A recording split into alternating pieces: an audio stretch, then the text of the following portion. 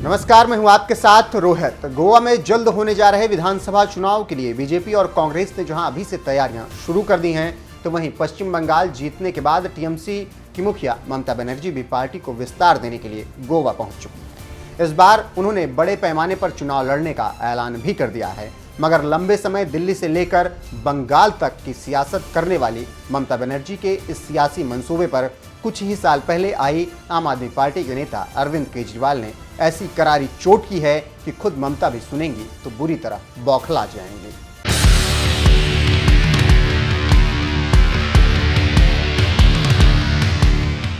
दरअसल 40 सीटों वाला गोवा विधानसभा में आम आदमी पार्टी ने अपने उम्मीदवार उतारने का ऐलान कर दिया है। आम आदमी पार्टी के मुखिया अरविंद केजरीवाल बुधवार को गोवा दौरे पर थे, जहां उन्होंने पणजी में मीडिया को भी संबोधित किया। इसी दौरान उन्होंने ममता बनर्जी की पार्टी टीएमसी पर जबरदस्त हमला बोलते हुए कहा कि मेरे हिसाब से टीएमसी सरकार के पास 1% वोट शेयर भी नहीं है। वो पार्टी 3 महीने पहले गोवा में आई है। ऐसे डेमोक्रेसी नहीं चलती। डेमोक्रेसी के लिए आपको जनता के बीच काम करना पड़ता है। आपकी नज़रों में टीएमसी ऊपर होगी, लेकिन मुझे नहीं लगता कि वो रेस में कहीं खड़ी भी है। मेरे को तो लगता है आप ही लोग टीएमसी को इतना ज़्यादा तवज्जो दे रहे हैं। मेरे हिसाब से आज की डेट में टीएमसी के पास 1% वोट शेयर भी नहीं है। 3 महीने पहले आई है वो पार्टी गोवा में। ऐसे डेमोक्रेसी नहीं चलती। डेमोक्रेसी के लिए आपको मेहनत करनी पड़ती है, जनता के बीच में काम करना पड़ता है। आपकी नज़रों में टीएमसी बहुत ऊपर हो सकती है, मेरी नज़रों में I don't think they stand anywhere, they are even in the race. Why should I? Because they are not in the race. There are 1350 parties in the country. So should I start mentioning everyone?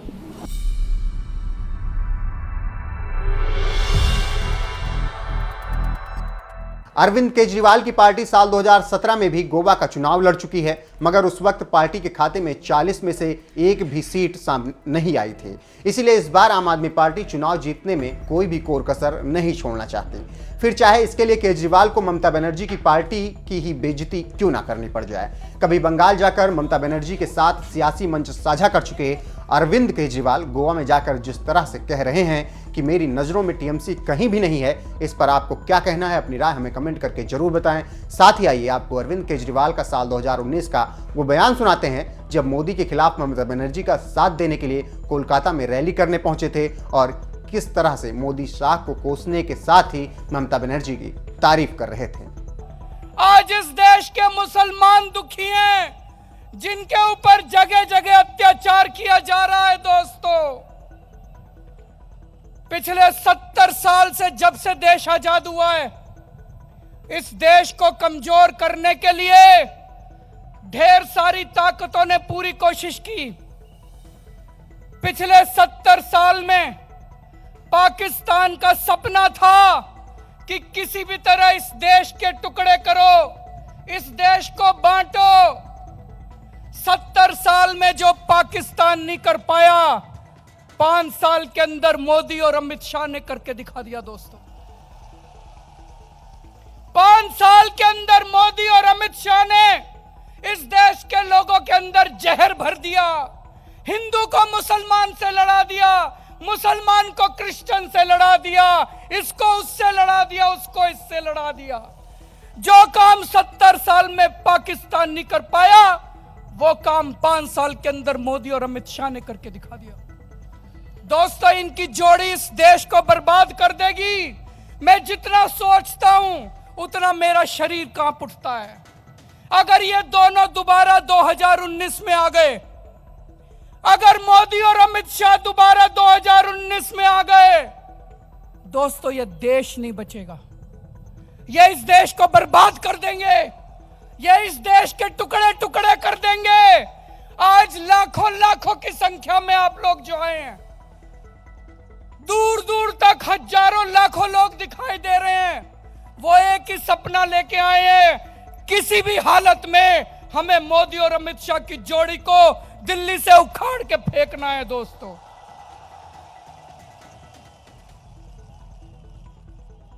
अभी थोड़े दिन पहले अमित शाह ने एक rally में बोला था कि अगर 2019 के अंदर भाजपा की सरकार बन गई तो 2050 तक भाजपा को कोई नहीं हरा सकता। अमित शाह ने ऐसा क्यों बोला था? उन लोगों के इरादे बड़े खराब हैं, उन लोगों के इरादे खतरनाक हैं। अगर मोदी और अमित शाह की जोड़ी 2019 में दोबारा बन गई, दोस्तों ये संविधान बदल देंगे, इस देश में चुनाव बंद करा देंगे। 1931 में हिटलर जर्मनी का चांसलर बना था। जब हिटलर और जर्मनी का चांसलर बना 1931 में, कुछ महीनों के अंदर उसने देश का संविधान बदल दिया, उसने चुनाव खत्म कर दिए, और जब तक हिटलर मरा नहीं वो जर्मनी का चांसलर रहा। जो हिटलर ने किया था, मोदी और अमित शाह की वही मंशा है। वो इस देश का संविधान बदलना चाहते हैं, वो इस देश से लोकशाही खत्म करना चाहते हैं, वो इस देश से जनतंत्र खत्म करना चाहते हैं। दोस्तों कुछ भी करो, 2019 में इनकी जोड़ी को दोबारा सत्ता में मत आने देना। मुझे कई लोग पूछते हैं अगर मोदी नहीं तो प्रधानमंत्री कौन बनेगा? मैं उनको कहना चाहता हूं 2019 का चुनाव प्रधानमंत्री बनाने का चुनाव नहीं है। 2019 का चुनाव मोदी और अमित शाह को भगाने का चुनाव है। दोस्तों मैं अंत में केवल एक ही बात कहना चाहता हूं, इस देश में जो सच्चा देशभक्त है, जो इस देश के बारे में सोचता है, जिसके मन में भारत के लिए जरा सी भी भावना है, एक ही बात ठान लो, कुछ भी करो, कुछ भी करना पड़े। जितने लोग सामने बैठे हैं उनको भी कह रहा हूं, और जितने लोग स्टेज पे बैठे हैं उनको भी कह रहा हूं, कुछ भी करना पड़े 2019 में इनको भगाओ, मोदी और अमित शाह को। सच्चे देशभक्त की आज यही जरूरत है। मैं ममता दीदी को बहुत बहुत पूरे देश की तरफ से शुक्रिया अदा करना चाहता हूं। मैं जब आज आया था बहुत बड़ी चिंता लेके आया था, लेकिन आज इतना बार जनसमूह देख के और स्टेज पे बैठे हुए इतनी पार्टियों के बड़े बड़े नेताओं को देख के आज मैं सुकून के साथ वापस जा रहा हूं कि मोदी और अमित शाह जाने वाले हैं, देश के अच्छे दिन आने वाले हैं।